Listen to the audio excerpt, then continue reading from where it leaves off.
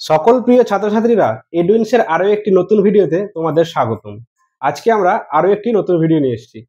আজকে দশম শ্রেণীর ভূগোলের বায়ুমণ্ডল অধ্যায় থেকে একটা টপিক নিয়ে আলোচনা করব। টপিকটা কি? উষ্ণতার তারতম্য অনুসারে বায়ুমণ্ডলের স্তরবিন্যাস। আচ্ছা, বায়ুমণ্ডলকে আমরা দুভাগে ভাগ করি, একটা উপাদানের ভিত্তিতে স্তরবিন্যাসে ভাগ করি, আর একটা হচ্ছে কি উষ্ণতার তারতম্য। আগের ভিডিওতে আমরা উপাদানের তারতম্যে ভাগ করেছিলাম, কি কি ছিল? একটা হোমোস্ফিয়ার, হেটেরোস্ফিয়ার। আজকে আলোচনা করবো কি উষ্ণতার তারতম্যে বায়ুমণ্ডলের স্তরবিন্যাস। অর্থাৎ উষ্ণতার যে চেঞ্জ হয় উপরে যত যাওয়া যায়, এই চেঞ্জের ফলে বায়ুমণ্ডলকে কত ভাগে ভাগ করা হয়। আচ্ছা, দেখে নেওয়া যাক। আমরা কি করেছি, উষ্ণতার তারতম্যে বায়ুমণ্ডলকে 6 ভাগে ভাগ করেছি। প্রথম স্তরটা কি? এটা হচ্ছে কি, এটা আমাদের কি ভূপৃষ্ঠ, নিচের লেয়ারটা হচ্ছে ভূপৃষ্ঠ। এখানে আমাদের বসবাস, পৃথিবীর এইটা লাস্ট প্রান্ত, শেষটা। এখানেই বাড়ি ঘর, নদী নালা পাহাড় পর্বত সব এখানেই আছে।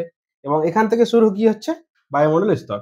ধীরে ধীরে যত উপরে যাব, এই যে বায়ুমণ্ডল পুরোটা, এটাকে 6টা ভাগে ভাগ করা হয়েছে। আচ্ছা, প্রথম স্তর কি আমাদের ট্রপোস্ফিয়ার, 1 নম্বর। দ্বিতীয় কি স্ট্র্যাটোস্ফিয়ার, তৃতীয় হচ্ছে মেসোস্ফিয়ার, ফোর্থ হচ্ছে থার্মোস্ফিয়ার, তারপর এক্সোস্ফিয়ার, আর তারপর লাস্ট হচ্ছে কি ম্যাগনেটোস্ফিয়ার। আচ্ছা, তাহলে আসা যাক ট্রপোস্ফিয়ার নিয়ে আলোচনা করা যাক। কি বলছে? ট্রপোস্ফিয়ার হচ্ছে ভূপৃষ্ঠ থেকে শুরু করে প্রায় 16 থেকে 18 কিলোমিটার পর্যন্ত যে উচ্চতাটা আছে, যে উচ্চতায়, সেই উচ্চতার মধ্যে কি অবস্থিত? ট্রপোস্ফিয়ার। ঠিক আছে? এবং এই উচ্চতায় কি হয়, যত আমি ধীরে ধীরে নিচে থেকে উপরের দিকে যাব, টেম্পারেচার আর চাপ দুটোই কমতে থাকবে।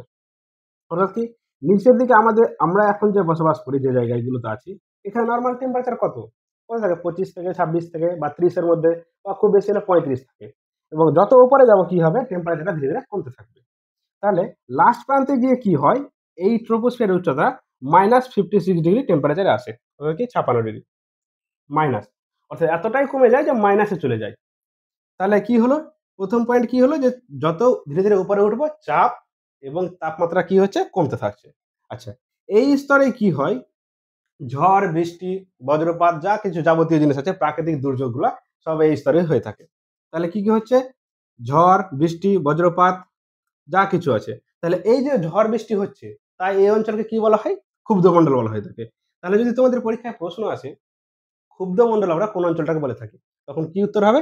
ট্রপোস্ফিয়ার। তাহলে একটা ইম্পর্টেন্ট পয়েন্ট হলো কি ক্ষুব্ধমণ্ডল। আমি এখানে লিখে দিচ্ছি, ক্ষুব্ধমণ্ডল বলা হয় এই স্তরকে। আচ্ছা, এই স্তরের একটা বৈশিষ্ট্য আছে, যে প্রত্যেক কিলোমিটার যত আমি উঁচুতে যাব নিচে থেকে, প্রত্যেক কিলোমিটারে কি হবে, 6.6 ডিগ্রি করে, 6.4 ডিগ্রি করে টেম্পারেচার কমতে থাকবে। অর্থাৎ কি, আমাদের নিচে ছিল 25 থেকে 30, তার যত উপরে যাবো 1 কিলোমিটার উঁচুতে, এই 6.4 করে কি হবে, কমতে থাকবে টেম্পারেচারটা। তাহলে কি হচ্ছে, এইগুলো হচ্ছে বৈশিষ্ট্য ট্রপোস্ফিয়ারের। তাহলে টেম্পারেচার কমতে থাকছে, যত চাপও কমতে থাকছে, এবং কি বলা হচ্ছে একে? ক্ষুব্ধমণ্ডল। আচ্ছা, এই স্তরের একটু উপরে গিয়ে এই অঞ্চলগুলোতে কি হয়, টেম্পারেচারটা কি হয়, স্থির হয়ে যায় এইসব অঞ্চলে, এই অঞ্চলগুলোয়। তো যে এই অঞ্চলগুলোতে টেম্পারেচারের পার্থক্য সেরকম থাকে না, তো এই জায়গাটাকে কি বলা হয়? ট্রপোপোজ।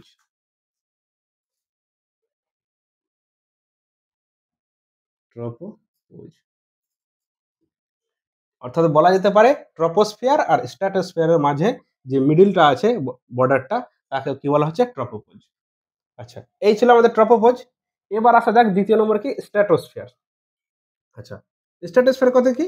এটা হচ্ছে দ্বিতীয় নম্বর স্তর বায়ুমণ্ডলের উষ্ণতার ভিত্তিতে, কত? 2 নম্বর স্তর। অর্থাৎ আমরা তো দেখেছিলাম ট্রপোস্ফিয়ারের ক্ষেত্রে 16 থেকে 18 কিলোমিটার, বা খুব বেশি হলে 20 কিলোমিটার।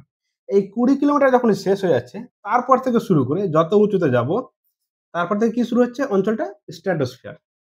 আচ্ছা, তাহলে কি 18 থেকে শুরু করে 50 কিলোমিটার পর্যন্ত যে অঞ্চলটা রয়েছে বা স্তরটা রয়েছে, তাকে কি বলা হচ্ছে? স্ট্র্যাটোস্ফিয়ার।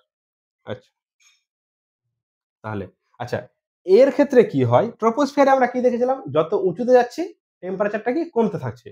এই স্ট্র্যাটোস্ফিয়ারের ক্ষেত্রে কি হয়, উল্টো হয়, যত আমরা ধীরে ধীরে উপরে যাব, টেম্পারেচারটা কি হবে? বাড়তে থাকবে। অর্থাৎ কি, আমরা লাস্ট দেখেছিলাম এই স্তরে টেম্পারেচারটা -56 ডিগ্রি। এবার উপরে যাব, তাহলে কি হবে? বাড়বে। তাহলে -50 ডিগ্রি কত হবে? শেষ পর্যন্ত কত আসবে? জিরোতে এসে দাঁড়াবে। অর্থাৎ কি, এই স্ট্র্যাটোস্ফিয়ারের এই অঞ্চলগুলোতে টেম্পারেচার হচ্ছে 0 ডিগ্রি। এগুলোতে ছিল কত -50, যত উপরে যাবে তাহলে আরো কমবে, বাড়তে থাকবে, বাড়তে বাড়তে কত আসবে -40 আসবে, -35 করতে করতে একসময় 0 তে আসবে। তাহলে কি স্ট্র্যাটোস্ফিয়ারের টেম্পারেচার কত? -56 থেকে শুরু করে 0 ডিগ্রি টেম্পারেচার পর্যন্ত। আচ্ছা, এবার স্ট্র্যাটোস্ফিয়ারে কি হয়, এখানে কি হয় জেট বিমানগুলা চলতে থাকে। যেহেতু জেট প্লেনগুলা এই স্তর দিয়ে চলে, কেন চলে এই স্তর দিয়ে? যেহেতু এখানে কি হয়, কোনো বৃষ্টি হয় না, ঝড় ঝঞ্ঝাট বজ্রপাত কিছুই হয় না, ফলে কি হয় জেট বিমানগুলো চলতে সুবিধা হয়। অর্থাৎ যদি ঝড় বৃষ্টি হয় তাহলে কি হবে, প্লেনগুলো যদি চলে ওটা দিয়ে তাহলে কি হবে, সেগুলোর দুর্যোগে ক্ষতি হবে। তাহলে কি হচ্ছে, সেই জন্য জেট প্লেনগুলো এই স্তর দিয়ে চলে। যেহেতু এখানে ঝড় বৃষ্টি কিছুই হয় না, তাই এই অঞ্চলটাকে নাম দেওয়া হয়েছে কি শান্ত মণ্ডল। অর্থাৎ এটা আমি কি লিখছি এখানে, শান্ত মণ্ডল। তাহলে বোঝা গেল যে ট্রপোস্ফিয়ারকে আমরা কি বলছিলাম, ক্ষুব্ধ মণ্ডল, আর স্ট্র্যাটোস্ফিয়ারকে কি বলছি, শান্ত মণ্ডল। খুব ইম্পর্টেন্ট দুটো পয়েন্ট। ঠিক আছে?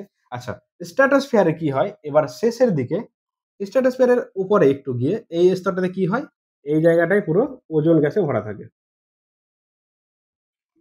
যেহেতু ওজোন গ্যাস থাকে তাই এই অঞ্চলটাকে বলা হয় কি ওজোন মণ্ডল। ওজোন মণ্ডল কি করে, ওজোন মণ্ডলের কাজ হচ্ছে সূর্য থেকে যে আমাদের রশ্মিগুলো আসছে, তাপমাত্রাটা, এই রশ্মি আসার ফলে কি হয়, এই ওজোন স্তরটা কি করে সূর্য রশ্মিকে পুরো আবদ্ধ করে নেয়।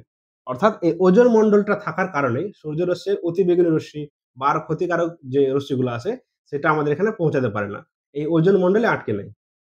তাহলে ওজোন মণ্ডলের কাজটা হয়ে গেল কি, অতিবেগুনি রশ্মিগুলোকে শোষণ করে নেয়। তাহলে এখানে কি পেলাম আমরা, স্ট্র্যাটোস্ফিয়ারের উপরে ওজোন মণ্ডল বা ওজোনস্ফিয়ার। আচ্ছা, এই ওজোনস্ফিয়ারে যেহেতু সূর্যের আলোটাকে শোষণ করে নিচ্ছে, তাই এখানে টেম্পারেচারটা কি হবে, অনেক বেশি হবে। আমরা কি দেখেছিলাম, স্ট্র্যাটোস্ফিয়ারের টেম্পারেচার ছিল 0 ডিগ্রি সেলসিয়াস, অর্থাৎ -56 থেকে শুরু করে 0 পর্যন্ত। এই যেহেতু ওজোন স্তরটা আলোগুলা রশ্মিগুলা সূর্যের রশ্মি শোষণ করে নিচ্ছে বলে কি হচ্ছে, এখানে তো সব তাপগুলো শোষণ হয়ে যাচ্ছে, তাই এখানকার টেম্পারেচারটা কি হবে, বেড়ে যাবে নিশ্চয়ই। তাই এই বলছে এই এই অঞ্চলের উষ্ণতা কত, 76 ডিগ্রি সেলসিয়াস, অর্থাৎ প্রচুর বেশি, যেহেতু এখানে শোষণ করে নিচ্ছে। এবার স্ট্র্যাটোস্ফিয়ারে আর মেসোস্ফিয়ারের মাঝখানের মধ্যবর্তী অঞ্চলটাতে কি হয়, টেম্পারেচার স্থির থাকে। যেরকম ট্রপোস্ফিয়ার আর স্ট্র্যাটোস্ফিয়ারের ক্ষেত্রে দেখেছিলাম যে টেম্পারেচার স্থির ছিল, সেই অঞ্চলটাকে কি বলা ছিল, ট্রপোপজ। সেরকমই স্ট্র্যাটোস্ফিয়ার আর মেসোস্ফিয়ারের মাঝখানে যে একটা নির্দিষ্ট অঞ্চল আছে যেখানে কি হয় টেম্পারেচারে কোনো পার্থক্য হয় না, সেই অঞ্চলটাকে কি বলা হয়, স্ট্র্যাটোপোজ।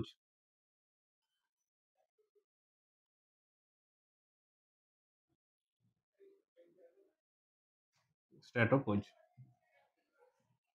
আচ্ছা, তাহলে এই ছিল আমাদের কি ট্রপোস্ফিয়ার আর স্ট্র্যাটোস্ফিয়ারের আলোচনা। তো ট্রপোস্ফিয়ারে কি দেখলাম আমরা, যে একে বলা হচ্ছে কি ক্ষুব্ধমণ্ডল বলা হয়।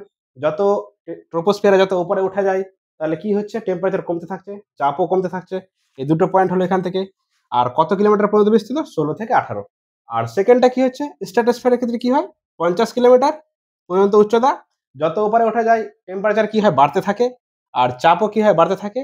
এবং এই অঞ্চলের উপরে কি আছে, ওজোন মণ্ডল আছে, এবং এই অঞ্চলটা কি বলা হয়, স্ট্র্যাটোজ বলা হয়, স্থির উষ্ণতায় অঞ্চলটাকে। তাহলে এই ছিল আমাদের আজকের ভিডিও, ট্রপোস্ফিয়ার আর স্ট্র্যাটোস্ফিয়ার আলোচনা। পরের পার্টগুলো আমরা নেক্সট ভিডিওতে আলোচনা করব। ভিডিওটা কেমন লাগলো তোমরা অবশ্যই জানাবে, এবং আরো যদি কোনো প্রশ্ন থাকে তোমরা কমেন্ট করে জানাবে, আমরা তার আলোচনা নিয়ে আসবো। এবং আরো এরকম শিক্ষামূলক ভিডিও পেতে আমাদের ইউটিউব চ্যানেলটিকে সাবস্ক্রাইব করবে, আর ফেসবুক পেজটিকেও লাইক শেয়ার করবে। Thank you.